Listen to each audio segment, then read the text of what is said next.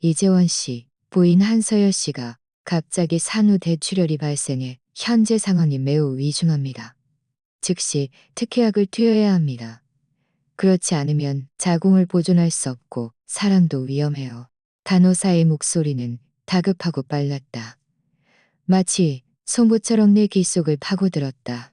보험 적용이 안 되는 약이라 2억 원이 필요합니다. 당장 가서 수납하셔야 해요. 나는 분만실밖 차가운 벽에 기대어 복도 끝끝에 창백한 불빛을 응시했다. 움직이지 않았다. 장모가 내 팔을 움켜쥐었다. 손톱이 살을 파고들 듯했다. 재원아, 너 뭐 하는 거야? 못 들었어? 2억 원이 서연이 목숨이라고. 그의 울음소리는 날카롭고 귀를 찢을 듯했다. 잔인에 떨리는 애원과 뒤섞였다. 재원아, 착한 사위야. 제발 부탁한다. 어서 가서 돈 좀 가져와. 서연이한테 무슨 일이라도 생기면 우리도 못 살아. 나는 천천히 고개를 돌려 눈앞에서 눈물 콧물 흘리며 오는 두 노인을 바라봤다. 연기도 참 잘한다. 한 달 반 전만 해도 나는 미친 듯이 달려가 수납했을 것이다. 하지만 지금은 그저 좀 우습다는 생각이 들었다. 나는 주머니에서 지갑을 느릿하게 꺼내 저축카드 한 장을 뽑아냈다. 잔인의 눈이 순간 번쩍였다. 마치 지푸라기라도 잡는 심정으로 손을 뻗어 카드를 잡으려 했다. 급할 거 없어요. 나는 그들을 보며 한 음절 한 음절 뚜렷하게 말했다. 목소리는 크지 않았지만 이 텅 빈 복도에서는 섬뜩할 정도로 선명하게 들렸다. 돈은 있지만 이 카드에는 지금 한 푼도 없어요. 장모가 비명을 질렀다. 뭐라고? 그럴 리가. 당신 연말 상여금 3억 원 받았잖아. 당신 서연이를 구하고 싶지 않은 거지? 이재원, 이 짐승 같은 놈. 그는 이빨을 드러내며 나를 때리려 달려들었다. 잔인이 필사적으로 그를 붙잡았다. 나는 피하지 않았다. 오히려 한 걸음 앞으로 나아갔다. 잔인의 핏발선 애원하는 눈을 마주하며 그 얇은 카드를 그의 발밑에 툭 던졌다. 2억 원이라. 나는 비웃듯 피고 섰다. 입꼬리에 들이웃는 기는 나조차도 낯설었다. 이미 당신네 착한 딸이 그 남자한테 차 사주느라 가져갔어요. 알아서들 잘 해보시죠. 시간은 그 순간 멈춘 듯했다. 잔인이 장모를 안고 있던 동작이 굳었고 장모의 울음소리도 목구멍에 걸렸다. 그들은 마치 순간 풍화된 두 개의 석상처럼 귀신이라도 본 표정으로 나를 뚫어지라 응시했다. 복도에 어디선가 바람이 불어와 등골이 오싹했지만 내 마음은 그 바람보다 훨씬 더 차가웠다. 잔인의 입술이 한참을 떨리더니 겨우 몇 마디를 쥐어짜냈다. 너 무슨 헛소리를 하는 거야? 장모는 마침내 반박할 지점을 찾은 듯 즉시 잔인의 손을 뿌리치고 내 코앞에 손가락질하며 악을 썼다. 이재원, 무슨 신보야. 서연이가 안에서 죽느냐 사느냐 하는데 감히 여기서 헛소문을 퍼뜨려? 당신 양심은 개나 줬어? 서연이가 그땐 정말 눈이 멀었지. 당신 같은 놈한테 시집을 오다니. 헛소문? 나는 그의 분노로 일그러진 얼굴을 바라봤다. 내 평생의 인내심은 지난 5년간 다 소진된 것 같았다. 그와 싸우고 싶지 않았다. 무의미했다. 한서연을 처음 만난 날부터 나는 그 가족 전부가 예성적이지 않은 사람들임을 알았다. 그들은 자신들이 믿고 싶은 것만 믿었다. 나는 그들을 지나쳐 수납 창구로 가서 다른 신용카드를 내밀었다. 일단 1억 원만 결제해 주세요. 산모를 살리는데 최선을 다해주세요. 창구 안 간호사가 잠시 멍하니 있다가 내 뒤의 소동을 흘끗 보고는 작은 소리로 물었다. 선생님, 방금 의사 선생님이 2억 원이라고. 알아요. 나는 그의 말을 잘랐다. 1억 원만요. 사람을 살리는 데만 힘써주세요. 자궁은 상관없어요. 내 아이를 품고 있으면서도 다른 남자를 생각하고 심지어 우리의 미래까지 그 남자를 위해 쏟아부은 여자. 그가 과연 어머니가 될 자격이 있을까? 그는 자격이 없다. 수납 영수증이 출력되었고 나는 서명했다. 뒤돌아 걸어가자 잔인과 장모는 아직 그 자리에 멍하니 서 있었다. 방금의 충격에서 벗어나지 못한 듯했다. 나는 그 다급한 간호사에게 영수증을 건넸다. 간호사가 영수증을 받으며 말했다. 이재원 씨, 아직 1억 원이 부족해요. 나머지는요. 나는 그를 보지 않고 장인의 얼굴에 시선을 고정했다. 그들이 알아서 하도록 하세요.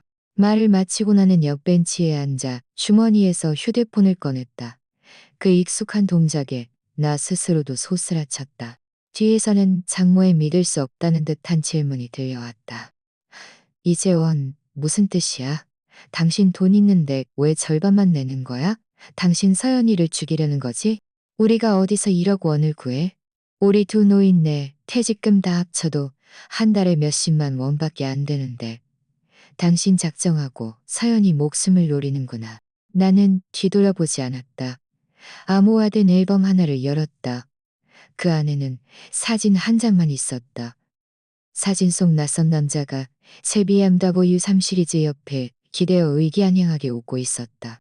그 차는 내가 아는 차였다. 출고가 3억 7천만 원. 이 남자도 내가 아는 남자였다. 서연이 휴대폰에 그의 이름은 남사친 태호 오빠로 저장되어 있었다. 그리고 이 사진은 내가 서연이 클라우드 앨범의 휴지통에서 복구한 것이었다. 그녀는 아마 삭제하면 아무도 모를 거라 생각했겠지만 내가 비록 평범한 IT 회사 프로그래머일지라도 10년간 데이터와 씨름해온 사람이라는 걸 몰랐다. 어떤 것이든 복구하는 건 어렵지 않았다.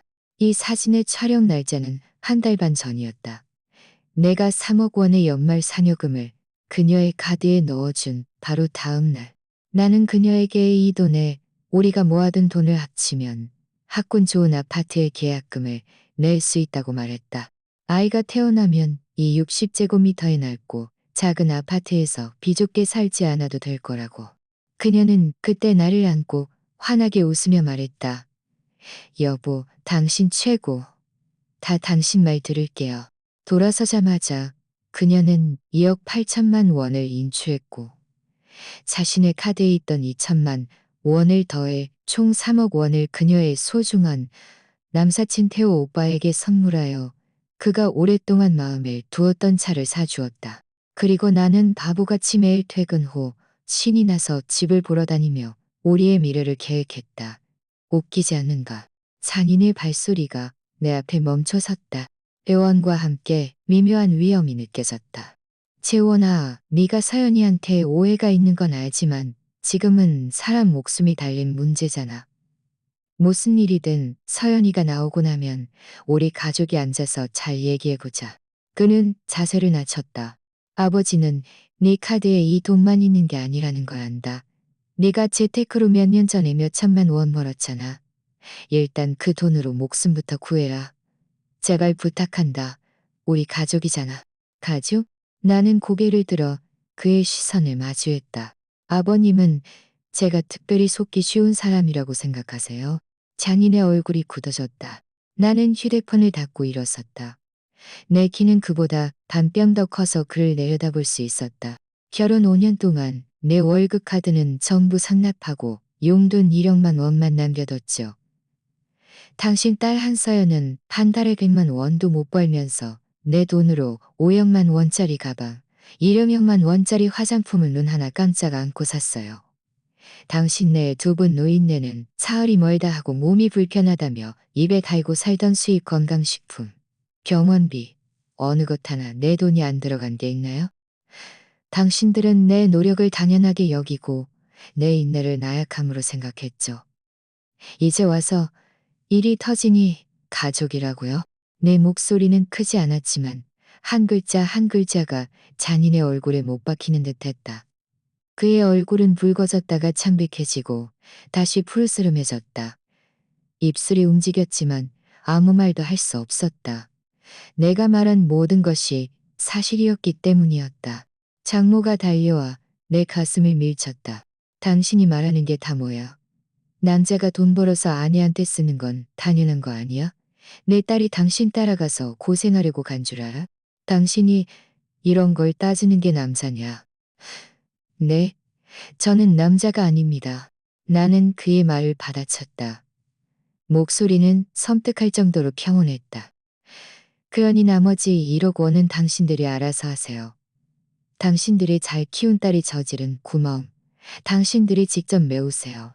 나는 복도 끝계단 쪽을 가리켰다. 전화는 저쪽에 있어요. 지금부터라도 빌려보세요. 늦으면 의사가 산모를 먼저 살릴지 아이를 먼저 살릴지 장담 못하겠네요. 말을 마치고 나는 그들을 더 이상 신경 쓰지 않고 다시 의자에 앉아 이어폰을 꼈다. 세상이 조용해졌다. 이어폰에서 무슨 소리가 나오는지 나는 들을 수 없었다. 내 머릿속은 지난 5년간의 장면들로 가득했다. 마치 낡고 진부한 흑백 영화처럼 내 눈앞에서 반복 재생되었다. 나와 한서연은 지인의 소개로 만났다. 내가 30살, 그녀가 28살이던 해였다. 나는 전형적인 이과 남자로 무뚝뚝하고 로맨스를 몰랐으며 일에만 몰두했다. 그녀는 부모님께 응석바지로 자란 작은 공주님 같았다. 예쁘고 애교 많고 약간의 변덕도 있었다. 우리의 시작은 진부했다. 소개팅 주선자는 우리가 서로에게 보완적이라고 했다. 나는 그녀의 예쁨에 끌려 나의 평범한 삶에 색깔을 더해주길 바랐고, 그녀는 나의 성실함과 안정된 직업이 자신에게 안정된 가정을 줄 것이라고 했다. 지금 생각해보니 처음부터 우리가 원했던 것은 서로 다른 것이었다. 첫 만남에 그녀는 30분 늦게 나타났다. 와서도 미안하다는 말 한마디 없이 당연하다는 듯 앉아 메뉴판을 들고 레스토랑에서 가장 비싼 음식만 시켰다. 그 식사 비용은 내 한 달 월급의 거의 절반을 차지했다. 나는 그때 여자애들이야 뭐 좀 새침할 수도 있지라고 생각했다. 두 번째 데이트, 우리는 영화를 보러 갔다. 영화가 시작하자마자 그녀의 전화가 울렸다. 그녀는 주위 시선 아랑곳하지 않고 전화를 받아 큰 소리로 친구와 새로 살 립스틱에 대해 수다를 떨었다. 주위 사람들이 모두 쳐다봤고 나는 너무 민망해서 발가락으로 신발 밑창을 뚫을 지경이었다. 나는 작은 소리로 그녀에게 주의를 주자 그녀는 나를 흘겨보며 휴대폰을 들고 나갔다. 영화가 끝날 때까지 그녀는 돌아오지 않았다. 교제 3개월 후 우리는 결혼 이야기를 꺼냈다. 그녀의 집에서는 결혼 비용으로 1억 8천만 원을 요구했다. 한 푼도 깎을 수 없다고 했다. 그러면서 그게 자기네 동네 관습이고 사위인 나에 대한 시험이라고 했다. 나는 그때 직장 생활 몇 년 안 돼서 모아둔 돈이 별로 없었다.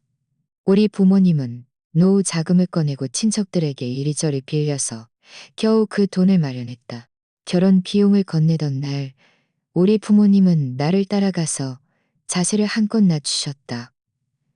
장모는 우리 앞에서 돈을 몇 번이고 세어보더니 그제야 얼굴에 미소를 띄었다. 그러면서 이 정도는 되어야지. 나중에 우리 서연이가 시집가서 당신들이 서연이를 서운하게 하면 안 된다고 말했다. 우리 부모님은 연신 고개를 끄덕이며 네, 그럼요. 서연이를 친딸처럼 모시겠습니다. 라고 말했다. 하지만 한서연이 시집 온 후는 어땠을까? 그녀가 가져온 혼수는 1천만 원짜리 차 한 대였다. 차 명의는 그녀 자신의 이름으로 되어 있었다. 결혼 다음 날 그녀는 내게 여자가 돈 관리하는 게 당연하다며 내 월급 카드를 상납하라고 했다. 자기가 재테크를 잘해서 우리 삶을 더 풍요롭게 만들어주겠다고 했다. 나는 그때 소위 사랑에 눈이 멀어 생각할 겨를도 없이 승낙했다. 나는 그것이 우리 부부의 한마음 한뜻으로 미래를 시작하는 것이라고 생각했지만 이제 와서 보니 그것은 내 악몽의 시작이었다. 결혼 첫 해에는 그녀도 나름대로 매달 나에게 영수증을 보여주며 돈이 어디에 쓰였는지 알려주곤 했다. 대부분이 자기 개인적인 지출이었지만 그래도 설명이라도 해주었다. 하지만 두 번째 해부터는 영수증이 사라졌다. 내가 모르면 그녀는 당신 같은 사내대장부가 어쩌면 그렇게 쪼잔하니 내가 돈이라도 떼어먹을 줄 알아? 말을 많이 하면 화를 내며 내가 자기를 믿지 못한다고 했다. 싸우기만 하면 친정으로 가버렸고 그러면 장인과 장모가 번갈아 전화해서 내가 자기 딸을 괴롭혔다고 했다. 재원아, 부부싸움은 칼로 물베기야. 네가 서연이를 서운하게 하면 어떡하니? 네가 남자니까 좀 져주면 어때?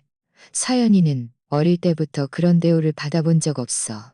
매번 내가 고개를 숙이고 잘못을 빌며 그녀의 집으로 가서 그녀를 데려왔다. 심지어 그녀가 가장 좋아하는 케이크와 부모님이 가장 즐겨 마시는 차까지 사들고 가야 했다. 점점 나는 익숙해졌다. 집안 살림에 대해 아무것도 모르는 것에 익숙해졌고 내 신용카드 명세서야 알 수 없는 거액에 지출이 점점 더 많이 찍히는 것에 익숙해졌다. 그녀가 내 코앞에 손가락질하며 이재원, 당신 그 쥐꼬리만 한 월급 좀 봐. 동창회 가서도 창피해서 말 못하겠어라고 욕하는 것에 익숙해졌다. 내 월급이 정말 적었을까? 나는 한국 최고 명문대 컴퓨터공학과를 졸업하고 국내 최고의 IT 회사에서 기술팀장으로 일했다. 연말 상여금과 프로젝트 수당을 합치면 연봉이 5억 원이 넘었다. 서울 같은 대도시에서 엄청난 부자는 아니지만 분명 중상위권의 수입이었다. 하지만 그녀의 눈에는 나는 아무것도 아니었다. 그녀가 소위 베프 그룹이라고 부르는 친구들 중에는 재벌 2세와 결혼한 사람도 있었고 기업 고위 임원과 결혼한 사람도 있었다. 그녀는 그런 허황된 화려함에 눈이 멀어 자신의 삶이 지옥 같다고 생각했다. 태호라는 남자는 바로 이때 나타났다. 그녀는 그가 어릴 적 친구인데 최근 이 도시로 돌아와 사업을 시작했다고 했다. 그녀는 태호와 자주 만나 밥을 먹고 쇼핑하고 전시회를 보러 다녔다. 가끔은 밤늦게까지 돌아오지 않았다. 내가 물으면 그녀는 당신 생각 왜 그렇게 삐뚤어졌어? 우리는 순수한 친구 사이라고. 당신 자신감이 없는 거 아니야? 라고 말했다. 그러고는 싸움으로 번져 내가 자기를 신경 쓰지 않고 이해해주지 않으며 오직 태호만이 자기를 이해한다고 했다.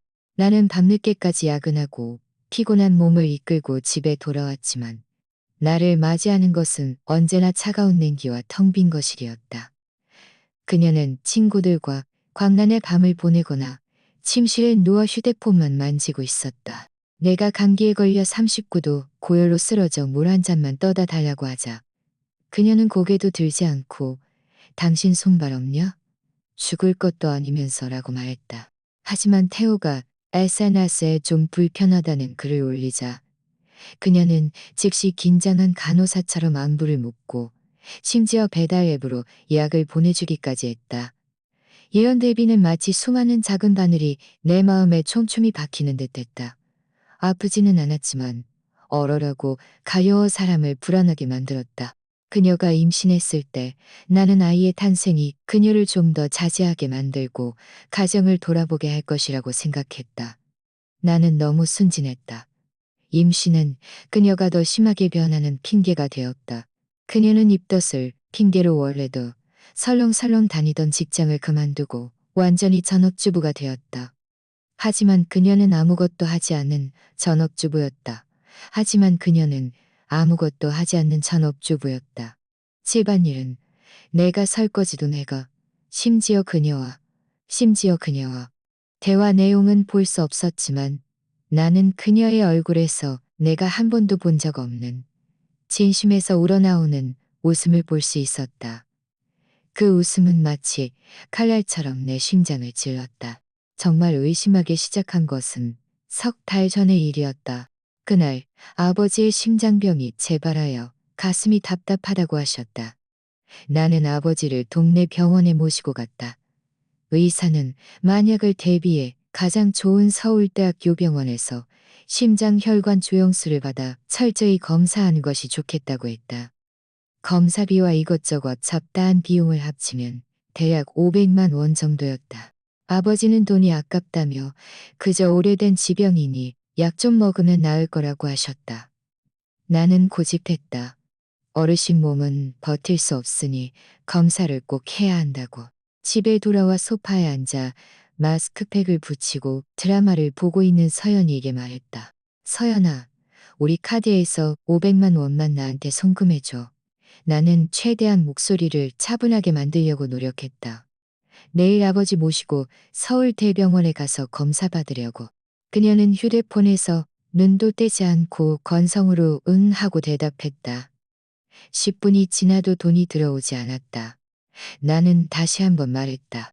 그제야 그녀는 귀찮다는 듯 마스크팩을 벗고 눈살을 찌푸리며 나를 바라봤다. 500만 원이나? 그렇게 비싸? 그냥 오래된 지병이잖아. 매년 재발하는 건데 동네 병원에서 약 처방받으면 되는 거 아니야? 왜 큰 병원에 가서 쓸데없이 돈을 낭비해? 내 화가 치밀어 올랐지만 그래도 억눌렀다. 의사 선생님이 권했어. 확실히 검사하면 우리도 안심할 수 있잖아. 심장 문제니까. 그녀는 비웃듯 픽 웃으며 마스크팩을 쓰레기통에 던져 넣었다. 의사들은 원래 과장해서 말하는 거 좋아해. 모든 검사를 다 시키고 싶어 한다리지. 그녀는 다시 누우며 단호하게 말했다. 카드에 있는 돈은 아기 태어나고 쓸 돈이야. 한 푼도 못 건드려. 아버님이 당장 돌아가실 것도 아니고 뭘 그렇게 호들갑이야. 아버님이 당장 돌아가실 것도 아니고. 이 말은 마치 녹슨 칼날처럼 내 심장을 계속해서 긁어댔다. 나는 곧 내 아이의 엄마가 될 이 여자를 바라보며 처음으로 뼛속까지 시린는 길을 느꼈다. 나는 더 이상 그녀와 다투지 않았다. 소용없다는 것을 알았기 때문이었다. 다음 날 나는 휴가를 내고 친구에게 돈을 빌리려 준비 중이었다. 막 집을 나서려는데 회사에서 전화가 왔다. 급한 프로젝트가 생겼으니 처리해야 한다는 것이었다. 나는 할 수 없이 회사로 돌아갔다. 오후에 일을 일찍 마치고 나는 지름길로 서둘러 집으로 향했다. 아버지의 진료 기록을 챙겨 병원에 가기 위해서였다. 막 문 앞에 도착했는데 서연이가 안에서 전화 통화를 하는 소리가 들렸다. 그녀의 목소리는 내가 한 번도 들어본 적 없는 들떠있고 아양 떠는 듯 달콤했다. 걱정 마, 태호 오빠. 오빠 생일 파티는 내가 다 준비해뒀어. 청담동 뷰 레스토랑 꼭대기 층자만 좋을 룸에서 할 거야. 완전 품격 있지. 내가 이미 예약했고 계약금 1천만 원도 걸었어. 돈은 걱정 마. 이 정도는 아무것도 아니야. 오빠 생일이 제일 중요하잖아. 나는 문 앞에 서 있었다. 온몸에 피가 순간 얼어붙는 것 같았다. 청담동 뷰 레스토랑은 가장 비쌀 레스토랑 중 하나였다. 꼭대기 층전망 좋을 룸은 최소 200만 원부터 시작했다. 내 아버지의 목숨이 달린 검사비 500만 원은 한 푼도 내주지 않더니 그녀의 남사친 생일에는 눈 하나 깜짝 않고 수백만 원을 쓰는 것이었다. 나는 문을 열었다. 그녀는 깜짝 놀라 황급히 전화를 끊으려 했지만 이미 늦었다. 나는 그녀를 뚫어지라 응시했다. 태호 생일 파티를 해준다고. 그녀의 얼굴이 새하얗게 질리더니 이내 적반하장으로 화를 냈다. 당신 내 전화 엿들었어? 이재원, 당신 언제부터 그렇게 비열해졌어? 나는 어이가 없어 웃었다. 내가 비열하다고? 내 아버지 검사비 500만 원은 한 푼도 못 건드린다고 하더니 다른 사람 파티에는 수백만 원을 펑펑 써? 한서연, 그 돈이 대체 누구 돈이야? 그녀는 내 질문에 할 말을 잃었다. 결국 자포자기한 듯 악을 썼다. 그게 같냐? 태호 오빠는 내 제일 친한 친구야. 그가 한국에 돌아왔는데 친구로서 내가 뭘 좀 해줘야 하는 거 아니야? 오빠 생일은 1년에 한 번뿐인데 그 검사는 언제든 할 수 있는 거잖아? 며칠 일찍 하거나 늦게 하는 게 무슨 차이야? 그녀는 자신의 변명이 충분치 않다고 생각했는지 한 걸음 더 다가와 당당하게 나를 가리켰다. 게다가 당신이 월급 카드를 나한테 다 줬잖아. 그럼 그건 내 돈이야. 내가 어떻게 쓰든 당신이 상관할 바 아니라고. 내 돈 내가 어떻게 쓰든 상관할 바 아니라고? 참 잘하네. 나는 흥분으로 붉어진 그녀의 얼굴을 보며 문득 싸우고 싶지 않아졌다. 아무 말도 하지 않고 돌아서서 나갔다. 뒤에서 그녀의 의기양양한 목소리가 들려왔다. 어디가? 말 다 안 끝났잖아. 감히 우리 부모님한테 일러 바치면 가만 안 둘 거야. 나는 그녀를 무시했다. 아래층으로 내려가 제일 친한 친구 박준영에게 전화했다. 준영아, 500만 원만 빌려줘. 급하게 쓸 때가 있어. 전화 너머에서는 한치의 망설임도 없었다. 계좌번호 보내. 바로 송금할게. 그 순간 내 코끝이 시큰해지며 눈물이 쏟아질 뻔했다. 바로 그날부터 나는 다시는 한서연에게 돈 이야기를 꺼내지 않았다. 하지만 나는 주의 깊게 관찰하기 시작했다. 나는 몰래 그녀의 휴대폰 유심카드 복사본을 만들었고 그녀의 클라우드 앨범에서 삭제된 모든 사진을 복구했다. 심지어 그녀가 몰고 다니는 차 안에는 아주 작은 녹음기를 설치했다. 나는 뭔가를 캐내려 한 것이 아니었다. 단지 내가 대체 무엇에게 졌는지 알고 싶었을 뿐이었다. 결과는 내가 상상했던 것보다 훨씬 더 더럽고 추악했다. 재원아, 재원아. 장인의 떨리는 목소리가 내 생각을 현실로 끌어당겼다. 나는 고개를 들어 주름 가득한 그의 얼굴을 바라봤다. 지금 그의 얼굴은 낡은 신문지 같았다. 옆에 있던 장모는 휴대폰을 대고 전화 너머에 대고 미친 듯이 욕을 퍼붓고 있었다. 무슨 친척이야? 죽어가는 사람을 외면하다니.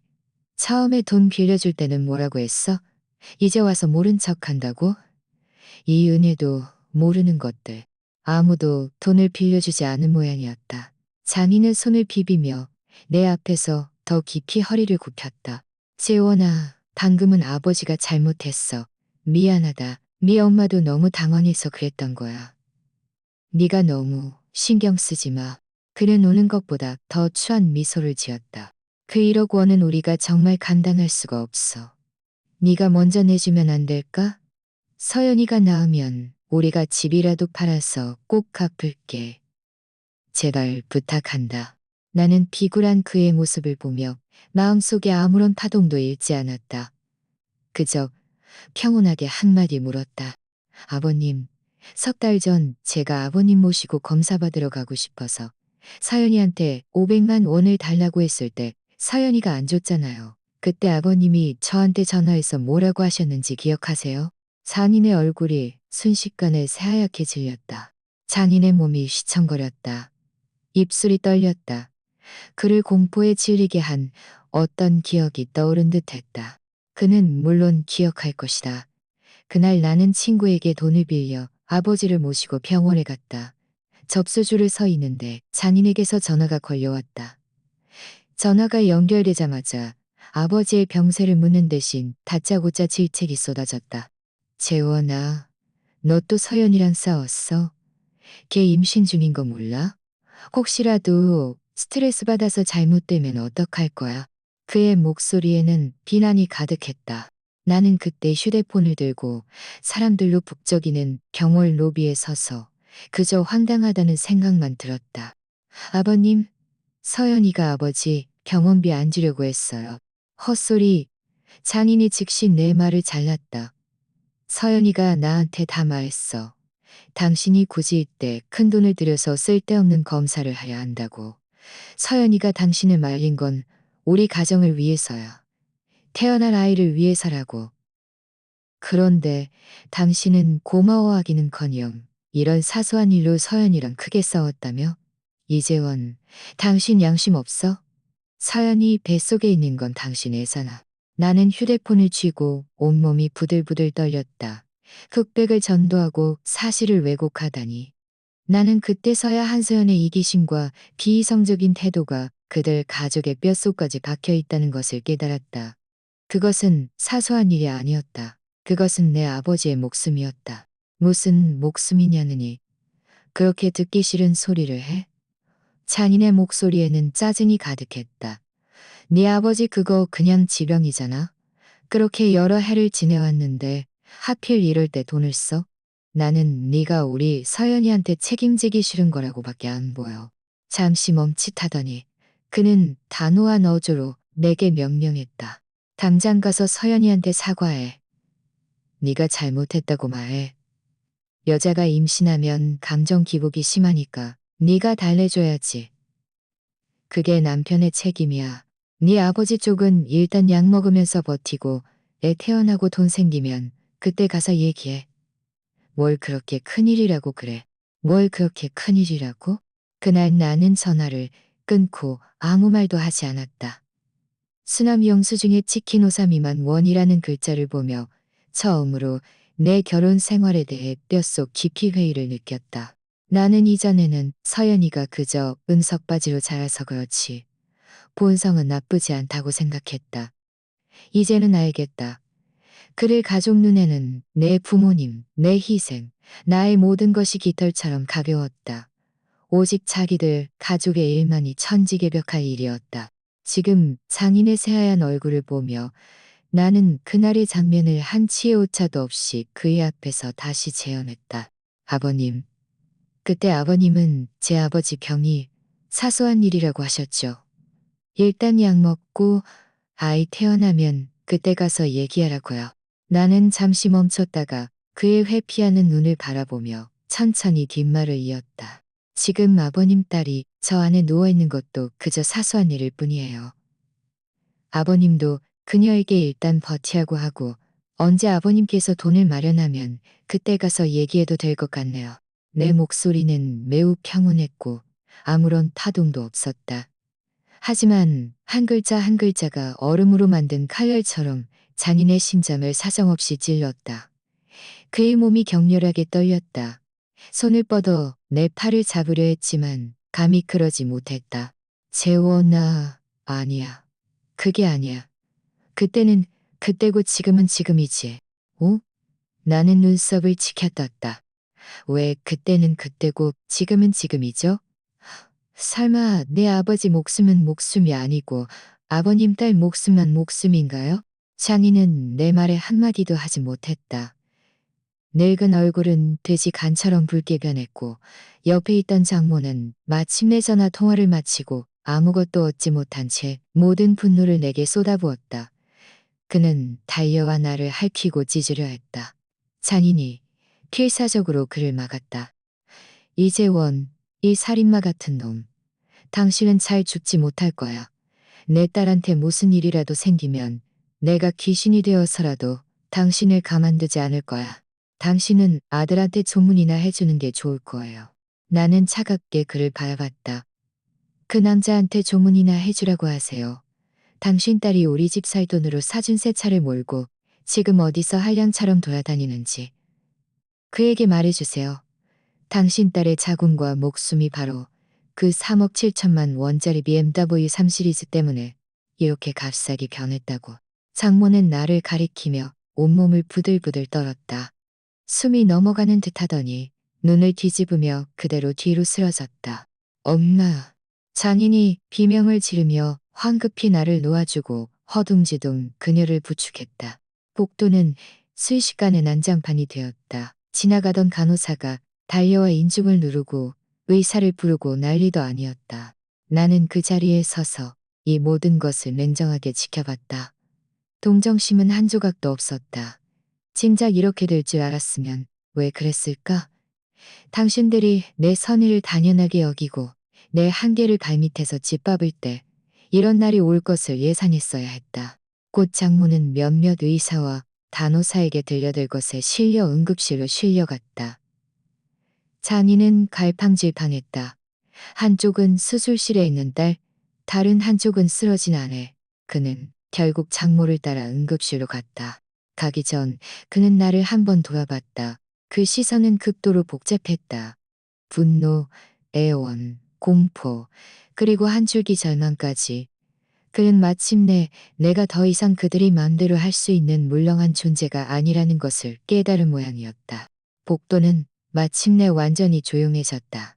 수술실 문 위에 붉은 등만 불길한 눈처럼 침묵하며 빛나고 있었다. 나는 다시 의자에 앉았다. 뼛속까지 스며드는 피로감이 몰려왔다. 지난 5년은 길고 긴 고문 같았다. 이 집에 대한 나의 모든 기대와 온정을 한 칼 깨끗이 잘라냈다. 나는 휴대폰을 꺼내 차 안에 설치한 녹음기의 최신 녹음 파일을 재생했다. 오늘 아침 내가 서연이를 병원에 데려다 줄 때 그녀가 차 안에서 한 통화였다. 재생 버튼을 누르자 내가 너무나 익숙한 태호라는 남자의 목소리가 수화기에서 흘러나왔다. 약간의 짜증과 건성인 태도였다. 사연아, 또 아기 낳는다고? 벌써? 그래, 알았어. 힘내. 뭐? 나 보러 오라고? 나 오늘 바빠. 회사 일도 산더미야. 다음에 보자. 다음에 꼭 갈게. 돈? 나 요즘도 돈 없어. 차 사서 여기저기 돈 들어갈 때가 많아. 네 남편 돈 잘 벌잖아? 걔한테 부탁해. 됐어, 됐어. 나 지금 전화 와서 끊어야 해. 먼저 끊는다. 전화는 뚝 끊겼다. 녹음에는 곧 사연이 났고 흐느끼는 듯한 목소리가 이어졌다. 그가 어떻게 나한테 이럴 수 있어? 나는 녹음을 끄고 무표정했다. 봐라, 이게 네가 모든 것을 걸고 사랑한 남자다. 네가 가장 필요로 할 때 그는 눈 뒤에 한 번 줄 가치도 없다고 생각하는 남자다. 얼마나 시간이 흘렀을까. 수술실 문이 마침내 열렸다. 의사 한 명이 지친 얼굴로 나왔다. 나는 일어서서 그에게 다가갔다. 의사 선생님, 어때요? 의사는 나를 한 번 보더니 내 뒤를 흘끗 보며 가족을 찾는 듯 했다. 환자 가족 되세요? 제가 남편입니다. 의사는 고개를 끄덕이며 무거운 목소리로 말했다. 출혈은 멈췄지만 출혈량이 너무 많아서 자궁은 보존하지 못했습니다. 나는 고개를 끄덕였다. 이미 예상했던 일이라 조금도 놀라지 않았다. 산모는요? 산모는 아직 혼수 상태라 중환자실로 옮겼습니다. 24시간 관찰이 필요합니다. 저와 함께 수속 바쁘시죠. 나는 의사를 따라 걸어갔다. 간호사 스테이션을 지나는데 간호사 한 명이 나를 불렀다. 이재원 씨, 부인께서 수술 중 잠시 의식을 되찾으셨어요. 내 발걸음이 멈췄다. 그녀가요? 그녀는 계속 한 이름을 불렀어요. 태호 오빠 살려줘. 태호 오빠 살려줘라고요. 그 네 글자는 마치 마지막 삽질로 내 이미 죽을 심장을 덮어버리는 모래 같았다. 더 이상 아무런 파동도 일지 않았다. 나는 입꼬리조차 올릴 힘도 없었다. 나는 간호사에게 고개를 끄덕이며 알겠습니다. 라고 말한 뒤 계속 의사를 따라 수속을 밟으러 갔다. 중환자실 비용 또한 만만치 않은 금액이었다. 카드를 긁으며 신용카드 잔액이 급격히 줄어드는 것을 보았지만 내 마음은 비정상적으로 평온했다. 이 돈은 지난 5년간의 황당한 결혼 생활에 대한 수업료라고 생각했다. 피와 눈물, 그리고 존엄을 대가로 치른 수업료. 수속을 마치고 나는 중환자실 문 앞에 서 있지 않았다. 나는 서연이가 지금 가장 보고 싶지 않은 사람이 바로 나라는 것을 알았다. 그녀가 보고 싶어하는 사람은 전화 한 통도 귀찮아했던 그 태우일 것이다. 나는 산부인과 병실로 돌아왔다. 아이는 조산으로 인해 인큐베이터에 있어 아직 만날 수 없었다. 병실은 서연이가 미리 예약해둔 1인실이었다. 하루 1억만 원. 그녀는 아이를 낳으면서 절대로 평범한 산모들과 함께 비좁게 있고 싶지 않다고 했다. 너무 품격 없다고. 나는 그때 아무 말도 하지 않고 묵인했다. 지금 병실 문을 열고 들어가 깔끔하고 완벽한 시설을 보니 그저 비웃음만 나왔다. 나는 의자 하나를 끌어와 앉았다. 회사에서 호출받은 이후로 지금까지 한 모금의 물도 마시지 못했지만 배고픔은 느껴지지 않았다. 그저 영혼 깊은 곳에서부터 우러나오는 피로감만 느껴졌다. 나는 의자에 기대어 눈을 감았다. 머릿속이 뒤죽박죽이었다. 휴대폰이 한 번 진동했다. 꺼내보니 은행에서 온 결제 문자 메시지였다. 내가 아버지에게 만들어드린 보조카드에서 방금 서울대학교 병원에서 532만 원이 결제되었다는 내용이었다. 결국 검사는 했구나. 나는 길게 한숨을 내쉬었다. 이것이 오늘 유일하게 좋은 소식이었다. 곧 아버지에게서 전화가 걸려왔다. 나는 목을 가다듬고 전화를 받았다. 여보세요. 재원아. 아버지의 목소리는 생기 넘쳤다. 이전처럼 답답하게 들리지 않았다. 검사 다 마쳤다. 의사 선생님이 별 문제 없다고 하더라. 그냥 좀 막힌 부분이 있어서 약 처방해주고 쉬라고 하셨어. 너 너무 걱정하지 마. 네, 다행이네요. 참, 그쪽은 어때? 서연이 애 낳았어? 아버지는 조심스럽게 물었다. 나는 잠시 침묵했다. 나았어요. 그런데 상황이 안 좋아요. 대출혈이 있어서 중환자실에 있어요. 전화 너머에서 아버지가 차가운 숨을 들이쉬었다. 그렇게 심각해? 그럼 아이는? 아이는 조산이라 인큐베이터에 있어요. 전화 너머는 침묵했다. 나는 지금 아버지의 얼굴에 어떤 걱정이 드리워져 있을지 상상할 수 있었다. 아버지는 그런 분이셨다. 평생 선량하게 사시며 부부 사이에는 밤을 넘기는 원한이 없다고 생각하셨다. 서연이가 그렇게 행동했음에도 불구하고 아버지는 항상 나에게 그녀가 아직 어리고 철이 없으니 내가 더 양보하라고 하셨다. 재원아. 한참 후에야 아버지가 입을 열었다. 목소리에는 망설임이 묻어 있었다. 네가 잘 보살펴줘야 해. 어쨌든 네 아내고 네 아이를 낳아줬잖아. 아버지. 나는 그의 말을 잘랐다. 우리 이혼할 거예요. 전화 너머에서 숨소리가 뚝 멈췄다. 너 뭐라고 했어? 나는 지난 한 달간 동안 내가 알아낸 모든 일, 3억 원 연말 상여금의 행방, 서연이와 태호의 관계를 가장 간결하고 평온한 어조로 아버지에게 털어놓았다. 나는 과장하지 않았다. 그저 사실만을 진술했다. 왜냐하면 사실 그 자체가 이미 충분히 충격적이었기 때문이었다. 전화 너머에서는 오랜 침묵이 흘렀다. 나는 심지어 아버지의 거친 숨소리까지 들을 수 있었다. 나는 평생을 정직하게 살아오신 아버지에게 이것이 얼마나 큰 충격일지 알았다. 이럴 수가. 이건 짐승만도 못한 짓이잖아. 한참 후에야 아버지가 이 몇 마디를 일세로 쥐어짜냈다. 목소리까지 떨리고 있었다. 재원아, 내 말 좀 들어봐. 아버지, 아무 말씀 안 하셔도 돼요. 나는 다시 그의 말을 잘랐다. 저는 이미 결정했어요. 지난 5년간 충분히 시달렸어요. 이 결혼은 무조건 끝낼 거예요. 내 목소리에는 한치의 타협도 없었다. 전화 너머는 다시 침묵에 잠겼다. 마지막으로 아버지의 길고 무거운 한숨 소리만 들려왔다. 그래야 했다. 너 몸 잘 챙겨라. 돈이 부족하면 집에 아직 몇 천만 원 있으니 내일 네 엄마한테 보내달라고 할게. 아니요, 괜찮아요. 내 코끝이 시큰했지만 애써 감정을 억눌렀다. 돈은 충분해요. 두 분 몸이나 잘 챙기세요. 전화를 끊고 휴대폰 화면에 아직 아버지와의 통화 기록이 남아있는 것을 보며 마음이 복잡했다. 바로 그때 병실 문이 쾅 하고 밖에서 열렸다. 잔이는 핏발 선눈으로 마치 성난 황소처럼 달려들어왔다. 그의 뒤에는 내가 모르는 덩치 큰 젊은 남자 두 명이 따라 들어왔다. 장인이 나를 가리키며 뒤에 있는 두 남자에게 소리쳤다. 바로 저놈이야. 저 짐승 같은 놈이 죽어가는 사람을 외면해서 내 아내를 해치고 내 딸까지 해치려 해. 당장 때려 죽여. 무슨 일이 생기면 내가 책임진다. 두 남자는 말없이 주먹을 쥐고 험악한 표정으로 나에게 다가왔다. 나는 천천히 일어섰다. 그들을 바라보는 내 얼굴에는 두려움이라고는 없었다. 오히려 웃음이 터져 나왔다. 아버님, 지금 사적인 복수를 하려는 건가요? 감히 저를 아버지라고 부르시네요.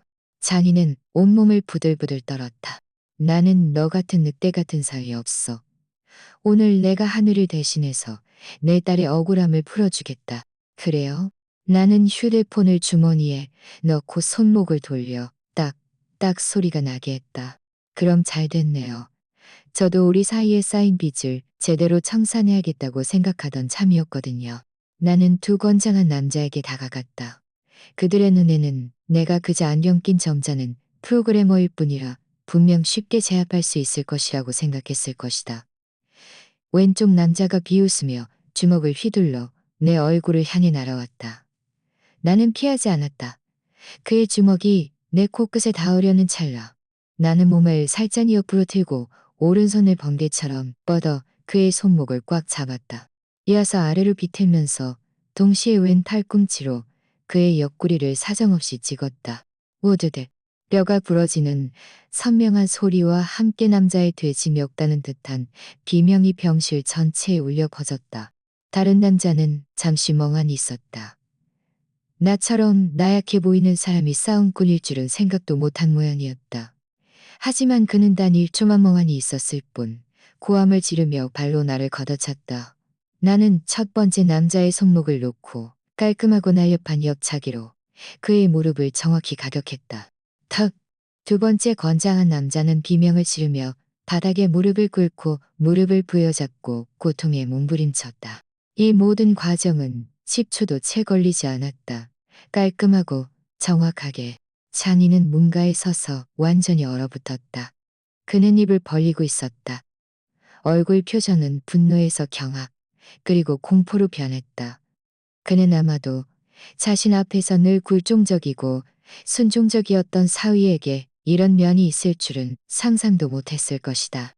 나는 바닥에서 끙끙거리는 두 놈을 무시했다. 한 걸음 한 걸음 장인에게 다가갔다. 걸으면서 셔츠 소매 단추를 풀고 느릿하게 소매를 걷어 올렸다. 장인어른, 방금 하늘을 대신해서 라고 하셨죠? 나는 그의 앞에 서서 그를 내려다봤다. 그리고 때려 죽여라 라고도 하셨고요. 장인은 겁에 질려 뒷걸음질 쳤다. 쿵 하고 문틀에 부딪혀 더 이상 물러설 곳이 없었다. 그는 나를 바라보는 눈에 공포가 가득했다. 너 뭐 하려는 거야? 이재원, 경고하는데 함부로 행동하지 마. 사람 때리면 불법이야. 불법? 나는 차갑게 웃었다. 아버님께서 사람들을 데리고 저를 때리러 오실 때는 왜 불법이라고 생각 안 하셨죠?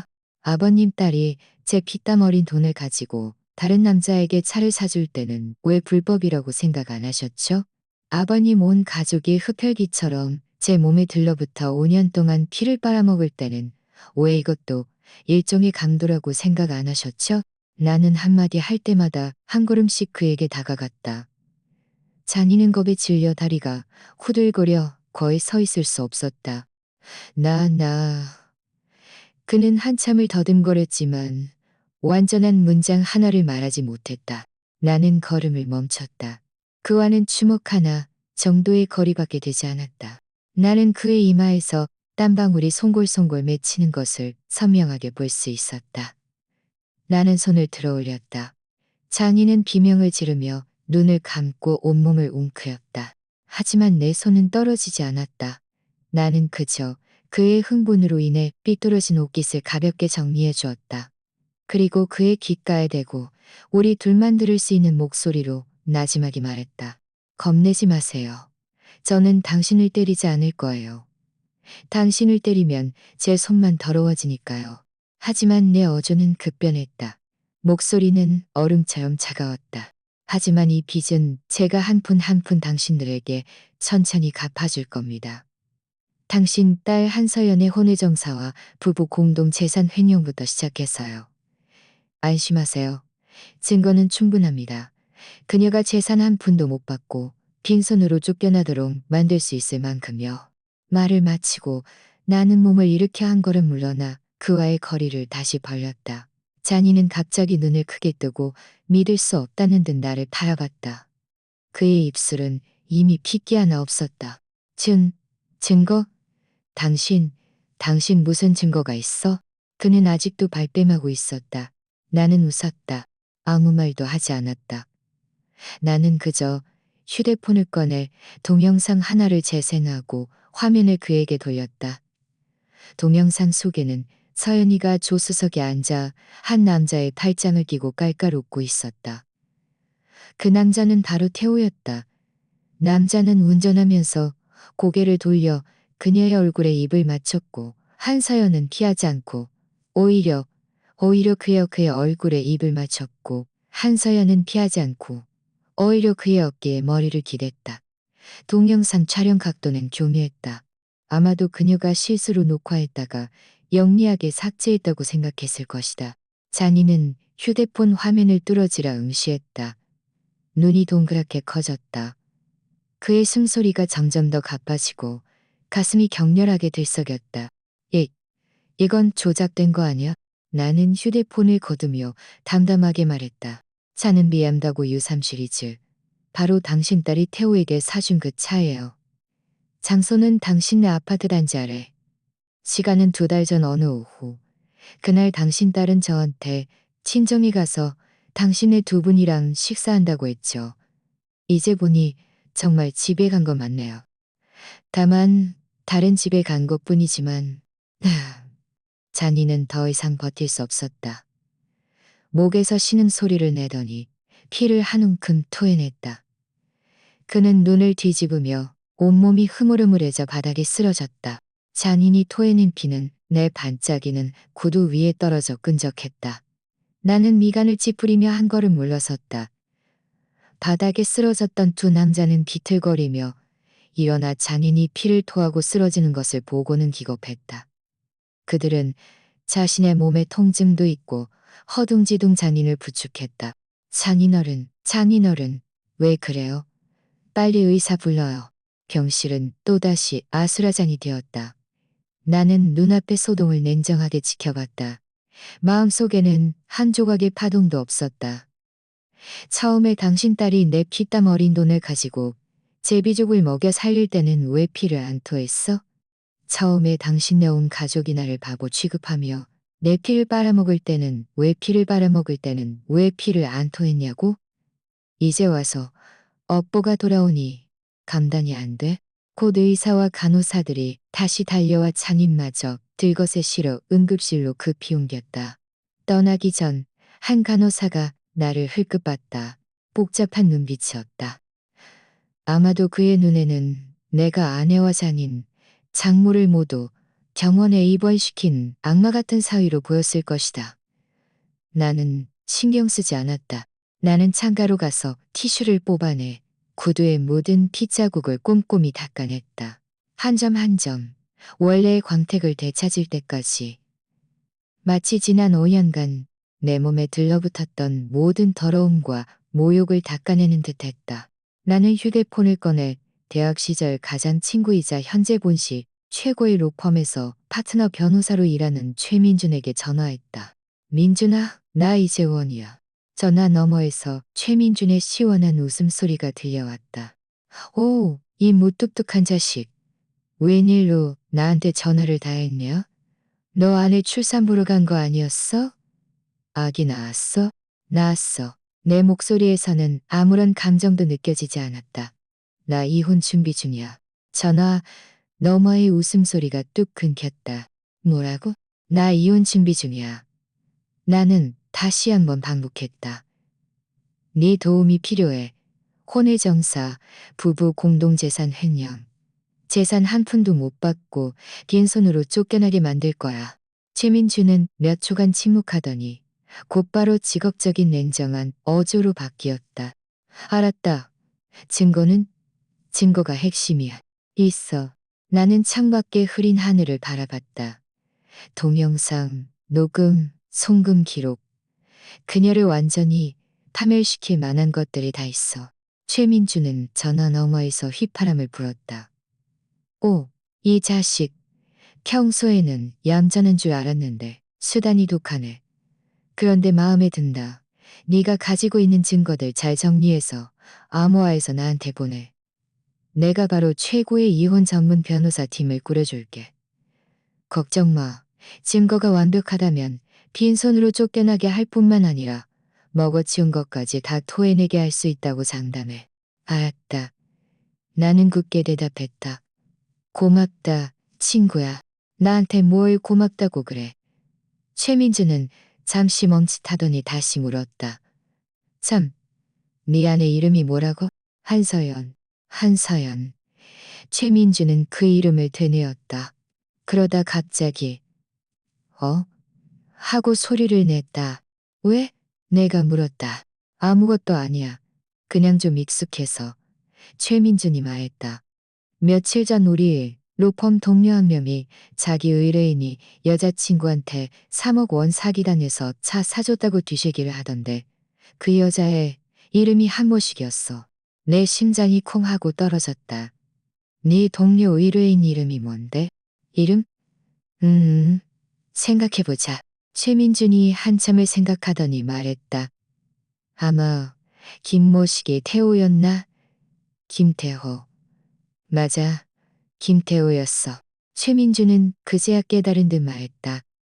백수건달인데 여자들 돈만 노리는 제비족이라고? 어떻게 너 아는 사람이야? 나는 휴대폰을 쥔 손에 무의식적으로 힘을 주었다. 아, 그가 김태호였구나. 태호 오빠가 아니라 나는 줄곧 서연이가 나를 배신한 이유가 소위 진정한 사랑을 만났기 때문이라고 생각했다. 나보다 그녀를 더 잘 이해하고 그녀의 비위를 더 잘 맞추는 남자. 나는 심지어 한때 나 자신에게서 원인을 찾았다. 내가 너무 무뚝뚝하고 감정을 몰라서 그녀를 다른 사람에게 밀어낸 것은 아닐까 하고. 이제야 알았다. 처음부터 진정한 사랑 따위는 없었다. 처음부터 끝까지 정교하게 짜인 사기극이었다.